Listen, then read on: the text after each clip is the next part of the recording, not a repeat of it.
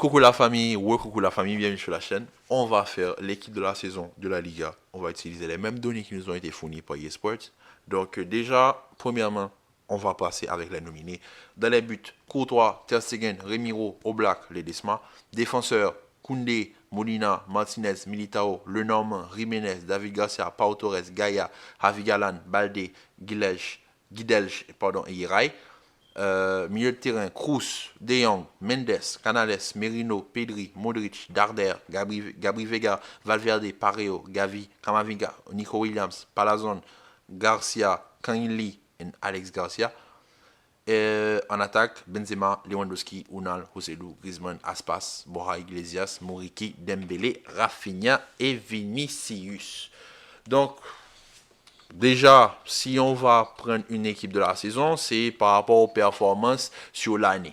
Donc déjà, moi, dans les buts, on va pas se mentir, il n'y a même pas de discussion là-dessus. C'est Marc-André Ter Stegen.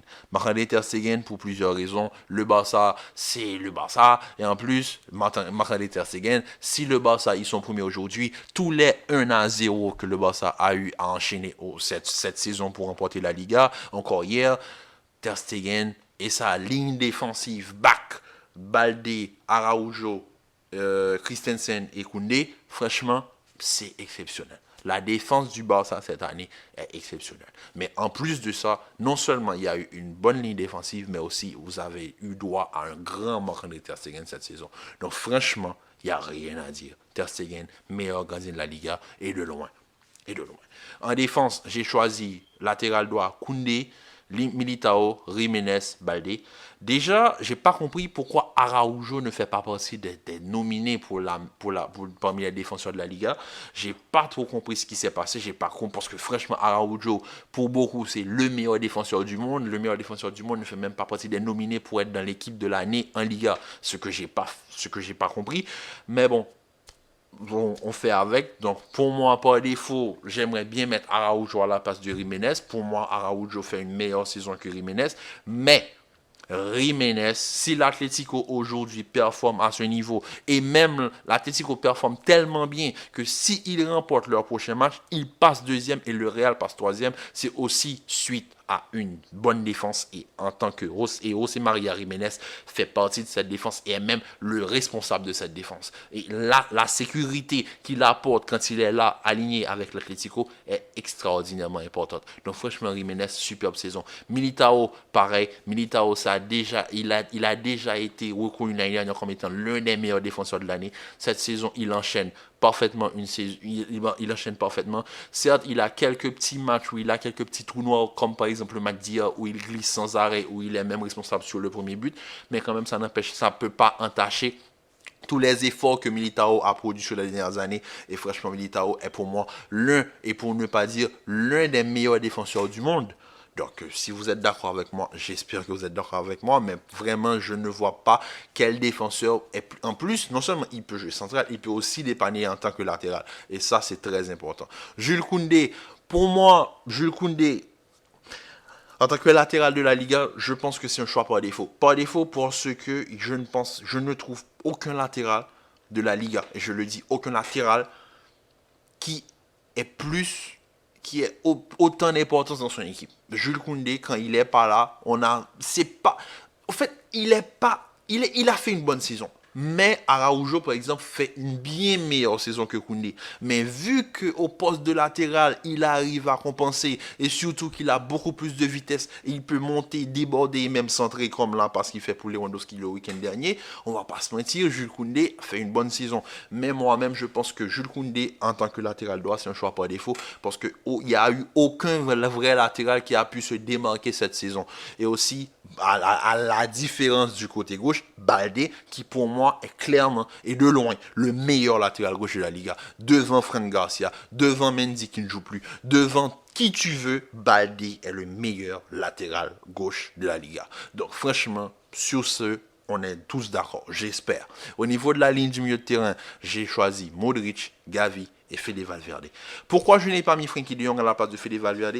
Parce que j'ai l'impression que la partie où Frenkie de Jong se blesse entache sa saison. Il fait une super première partie de saison et même là, il joue pas, c'est un pas intermittence, mais à chaque fois qu'il rentre sur le terrain, on voit ce qu'il peut apporter. Donc déjà, la première partie de saison entache sa saison. Ensuite, quand il s'installe définitivement dans cette équipe, il se blesse. Il se blesse et c'est ça qui me fait dire que, ok, il fait une bonne saison. On connaît tous les capacités techniques de De Jong. On le connaît. C'est l'un des meilleurs espoirs au niveau du milieu de terrain dans le monde. Pour ne pas dire même pas un espoir. Pour moi, c'est un joueur confirmé.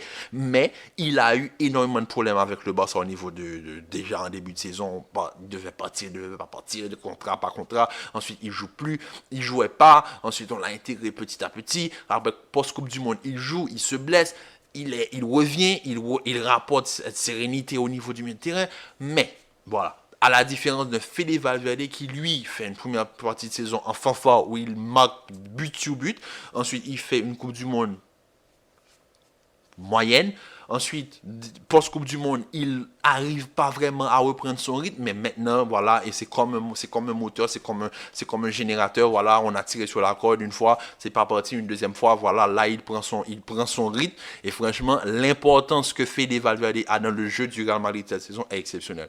Donc, pour moi, Fede Valverde fait partie des meilleurs milieux de terrain de la Liga. Pareil pour Modric, pour moi aussi, je pense que c'est l'équilibre même de cette équipe du Real Madrid, et on voit que quand les deux ne sont pas là, on voit la performance que les autres nous ont pondu hier face à la Real Sociedad. Quand ces deux-là ne sont pas dans l'équipe, on voit très bien où est le problème du Real Madrid. L'équilibre n'est pas trouvé au niveau du milieu de terrain parce que tu n'as pas le milieu créateur de génie qui est Modric dans ton équipe et tu n'as pas aussi ce milieu box-to-box qui a ce coffre qui peut enchaîner des courses à haute intensité tout un match jusqu'à la 90e minute de jeu tout en sachant que c'est un joueur qui peut non seulement être passeur, buteur, il peut intercepter, il peut casser les lignes. Donc tout ça fait que pour moi, Fede Valverde et Modric font partie des meilleurs milieux de terrain de la Liga. J'aurais pu prendre Gabri Vega, Celta Vigo qui fait une saison exceptionnelle, mais quand même je pense que Gabri Vega a beaucoup plus à prouver sur les prochaines années, surtout et j'espère qu'il quitte Celta Vigo, qu'il trouve rapidement un club, voilà, avec des hauts standing pour pouvoir vraiment montrer tout ce qu'il vaut. Parce que moi, je vous dis, j'ai regardé certains matchs de Celta Vigo cette saison et Gabri Vega m'a tapé dans l'œil et il est exceptionnellement fort. Ensuite, Gavi, voilà, Gavi, pareil. L'importance que Gavi a dans le jeu du Barça en étant un faux piston capable de faire des courses à haute intensité tout un match, apporter sa haine au niveau du milieu de terrain, récupérer les ballons, aller au duel et franchement être aussi indispensable à la survie du Barça.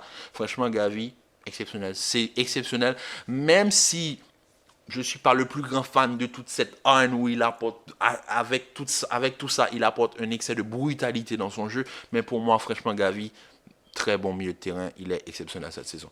En attaque, je prends Vinicius, Benzema, Griezmann. Je sais que beaucoup vont me dire, mais ouais, Lewandowski. J'ai hésité entre Lewandowski et Benzema. Pourquoi? Parce que quand même, c'est la course au Pichichi, c'est les deux. Mais le problème avec Lewandowski, j'ai un seul problème. C'est le rendement.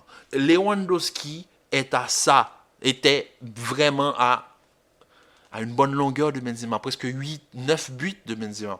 Benzema, en 5 matchs, l'a rattrapé. En 5 matchs, dont 2 matchs, il ne marque pas. Sur les 3 matchs où il marque, il fait 2 triplés et 1 doublé. Et il était à ça de quadruplé pour rattraper Lewandowski. Lewandowski a joué 8 matchs de plus que Benzema cette saison. Benzema a raté un mois avant la Coupe du Monde et il a raté un mois post-Coupe du Monde. Donc, non seulement Benzema n'a pas joué la Coupe du Monde, ce que Lewandowski a fait, Benzema n'a pas joué un mois avant la Coupe du Monde, soit disant qu'il était blessé, il était effectivement blessé. Retour de la Coupe du Monde, le Real continue à enchaîner, il ne joue pas parce qu'il est encore blessé. Lewandowski joue avec le Barça, pardon. Il prend quelques petits matchs de suspension pour un carton rouge, mais quand même, Lewandowski, on n'a pas la sensation qu'il fait sa meilleure saison. Et le ratio, c'est le ratio. Le nombre de matchs joués pour Benzema et le nombre de buts marqués en Liga fait que Benzema ressort plus comme étant le meilleur buteur de la saison. Même si numériquement parlant, Lewandowski est devant, mais Lewandowski a tout pour être devant. Il joue pour beaucoup plus de matchs que Benzema cette saison. Mais le problème, c'est que Lewandowski, l'efficacité, si on prend, comme je vous dis, le ratio, Benzema a un bien meilleur ratio en étant deuxième. Donc pour moi, Benzema mérite plus d'être dans l'équipe de l'année de la Liga que Lewandowski. Vinicius, Rien à dire. Meilleur ailier gauche du monde, à mon avis. Meilleur joueur en 1 contre 1 actuellement au monde. Le joueur qui tente le plus de dribbles dans les 5 grands championnats. Le joueur qui subit le plus de fautes dans les 5 grands championnats. L'importance qu'il a au Real Madrid et le fait que quand il n'est pas là, hier on l'a vu, aucune profondeur, aucune solution, aucune possibilité de sortie de balle. Le Real Madrid est impuissant offensivement sans la présence de ce duo Vinicius. Donc déjà, ça montre que Vinicius fait partie des meilleurs joueurs de la Liga, pour ne pas dire même des meilleurs joueurs du monde, parce que l'année dernière on lui a un petit peu manqué de respect en ne l'incluant même pas dans la liste de top 10 ballons d'or. Donc franchement pour moi c'est un grand manque de respect. Et en plus de ça, il a été vraiment de peu, on va dire, mention honorable de l'équipe de l'année dernière. Donc, franchement, c'est un manque de respect. Et ensuite, Griezmann, parce que Griezmann, franchement, il s'est refait une santé à l'Atlético. On a retrouvé le Griezmann qu'on aimait. On a retrouvé l'Antoine Griezmann qui peut marquer, qui est indispensable à son équipe. Et aujourd'hui, si l'Atlético, ils ont énormément de chances d'être deuxième de la Liga, c'est grâce à un Griezmann. C'est grâce à toutes ces performances et aussi son duo avec Morata qui marche très bien. Depay aussi qui fait une très bonne saison à l'Atlético, une très bonne deuxième partie de saison à l'Atlético. Donc franchement, pour moi, à mon avis, on ne peut pas sortir mieux comme étant équipe de la Liga. Je sais que c'est l'un des championnats qui est le plus apprécié sur ma chaîne. Donc franchement, dites-moi ce que vous en pensez en commentaire. Qui, d'après les nominés et ce que j'ai voté, d'après vous, qui aurait mérité sa place? Et s'il vous plaît, dites-moi en commentaire, donnez-moi des arguments, parce que j'aimerais bien savoir. Je sais que Benzema, Lewandowski, ça peut se battre. Au vote, mais pour moi, le ratio parle de lui-même et Benzema a un bien meilleur ratio en étant deuxième. Donc, sur ce, la famille, je vous dis à très bientôt pour une nouvelle vidéo. Prenez soin de vous, commentez, likez, partagez. Malheureusement, plus tard, je n'aurai pas le temps de vous faire la vidéo sur City et le match de City et le match de Liverpool. Cette vidéo-là se sortira demain. Donc, j'espère que vous me pardonnerez ce petit retard. Je ne serai pas disponible ce soir. Donc, sur ce, la famille, prenez soin de vous. Et on se dit à très vite pour une nouvelle vidéo. Peace.